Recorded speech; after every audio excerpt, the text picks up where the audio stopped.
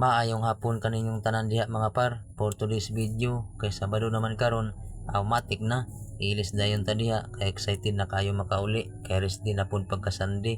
So makarelax pud ta gamay mga par. Oh my God! Nice. Par ug bisan tuod gamay-gamay ra at least makapalit gyapon ta sa atong panginahanglanon.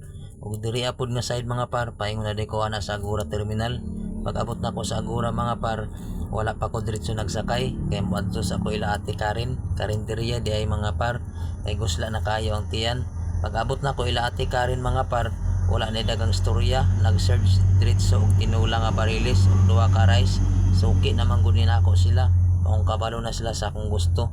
Mga aon dita ninyo mga par, sakto jud kayo ni kay init kayo ilang sabaw ug rice.